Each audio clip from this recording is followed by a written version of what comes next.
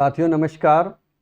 साथियों, Paris Olympic चला हुआ है, इसलिए आपके करियर से संबंधित भी दो चार बातें कर लेते हैं। इस दौरान हम भारत की उस बेटी का भी जिक्र करेंगे जिसने पेरिस ओलंपिक में इतिहास रचा है। मेडल नहीं जीत पाई, हालांकि सिल्वर मेडल तक पहुंच गई थी, लेकिन किसी कारणवश आप सबको पता है कि मेडल नहीं जीत सके और डिस्क्वालीफाई हो गए।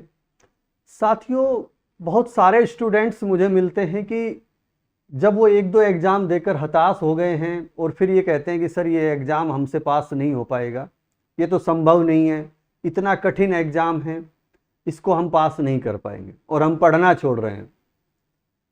साथियों, ऐसा ही एग्ज़ाम भारत की वो बेटी विनेश फोगाट देने गई थी। पता था कि वहां पर जापान की सुसाकी भी मिलेगी, उससे मुकाबला भी हो सकता है, और उस मुकाबले में सबको पता था क्या होने वाला है। साथियों, सबको यह अनुमान था कि उस मुकाबले में हार निश्चित है। अनुमान किसी का गलत भी नहीं था, क्योंकि एक ऐसी खिलाड़ी जो अपने करियर में कभी हारी ही नहीं, उसने अपने 82 मैच के इतिहास में कभी हार चख कर नहीं देखी। लेकिन अगर आपकी तरह ही वो बेटी विनेश फोगाट भी ये सोचकर हार मानकर बैठ जाती तो सुसाकी का वो रिकॉर्ड कभी नहीं टूटता।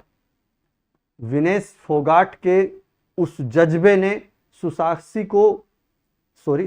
को झकझोर दिया। वह कुछ पल तो ये एहसास ही नहीं कर सकी कि वो हार चुकी है। साथियों, दशरथ मांझी को देखो, उस पहाड़ से लड़ गया था।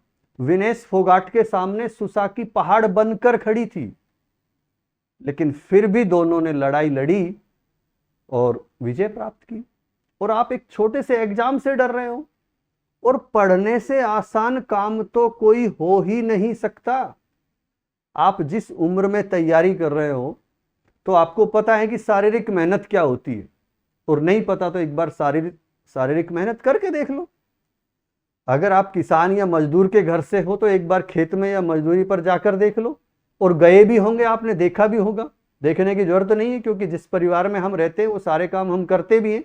जो हमारे पेरेंट्स करते हैं अक्सर वो हम करते हैं।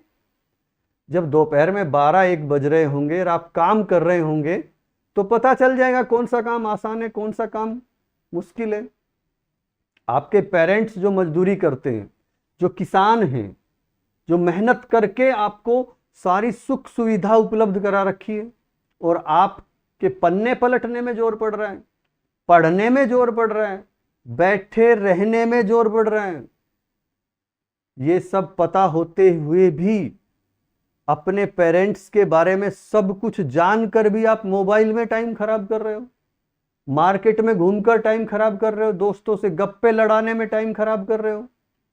इधर माँ बाप सोच रहे हैं कि बेटा जयपुर गया है, सीकर गया है, या जिस भी जगह आप गए हो, 1-2 साल की बात है, ये जो भर्ती आ रही है इसमें बेटा लग ही जाएगा, हमारे सारे संकट खत्म हो जाएंगे, हमारा जो सारा कर्ज है वो हम सब कुछ उतार देंगे, मकान बना लेंगे, हमें मजदूरी नहीं करनी पड़ेगी, बेटी की शादी कर देंगे, या जो भी आपके घर में काम पड़े हैं, पैसों के कारण जो काम पेंडिंग पड़े हैं, आपकी गरीबी के कारण जो काम पेंडिंग पड़े हैं, इतने बड़े बड़े सपने लेकर वो माँ बाप घर पसीना बहा रहे हैं, और आप कूलर पंखे एसी की हवा में उनके पसीने को उड़ा रहे हो।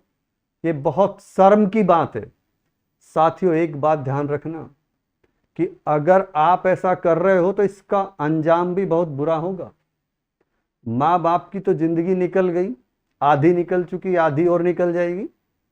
लेकिन एक बार अपने भविष्य के बारे में जरूर सोचना कि आपके साथ क्या होने वाला है।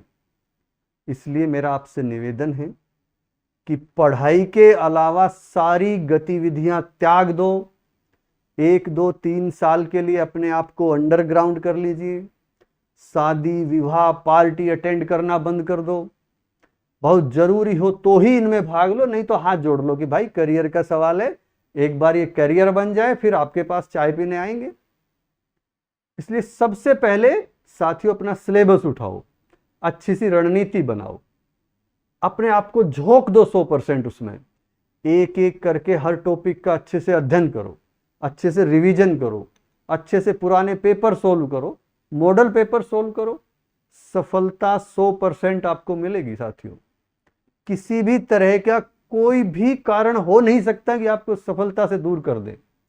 इसलिए अपनी रणनीति ऐसी बनाओ जो आपके अनुकूल हो। उस रणनीति में अपने पेरेंट्स के सपने याद रखो, किसी के द्वारा बोली हुई कड़वी बात याद रखो, उसका जवाब उनको अपनी जबान से मत दो, उस बात को दिमाग में रखो, उस बात को चैलेंज बनाओ और अपनी सफलता से उस व्यक्ति को जवाब दे सकते हो। और इससे बड़ा जवाब हो भी नहीं सकता, क्योंकि जो लोग आपकी असफलता का इंतजार कर रहे हैं और उनको जब आपकी सफलता मिलेगी तो इससे बड़ा जवाब किसी का हो भी नहीं सकता। तो साथियों, ये जो कुछ चंद 1, 2, 3 साल की बात है, इसको आप अच्छे से नहीं निकाल पा रहे हो। कई बच्चे अपनी गरीबी का हवाला देते हैं। मैं बार बार कहता हूं, आप कुछ भी कर लो, आप 1, 2, 3 साल का किसी भी तरह से अपना खर्च मैनेज कर लो। आप कहीं से कर्ज ले सकते हो तो कर्ज ले लो। मैं तो कहता हूं करियर के लिए कोई चीज बेचनी पड़ जाए तो बेच दो। उससे और अधिक जब आप किसी चीज का त्याग करके जब कंपटीशन में तैयारी करने बैठते हो तो फिर आप गलती कर ही नहीं सकते, आप लापरवाही करोगे नहीं, क्योंकि आपने अपना बहुत कुछ खोकर आप यहां पर आए हो। तो आपको सफलता चाहिए ही चाहिए। तो आप अपना एक एक मिनट संभाल के रखोगे, एक एक मिनट का आप इस्तेमाल करोगे। तो साथियों, ये बहुत सी कहावतें चल रही हैं, ये सच है। आप सोशल मीडिया पर देखते हो कि भाई थाली नहीं है तो हाथ में रोटी रख के खा लो, थाली बर्तन बेचकर चाहे पढ़ लो, लेकिन पढ़ लो। सब्जी की जगह चटनी रोटी खा लो, चल जाएगा, लेकिन समय को खराब मत करो। अगर समय को आपने खराब कर दिया तो ये आपको खराब करेगा, फिर ये आपसे जवाब मांगेगा एक दिन। साथियों, बहुत बहुत शुभकामनाएं। धन्यवाद।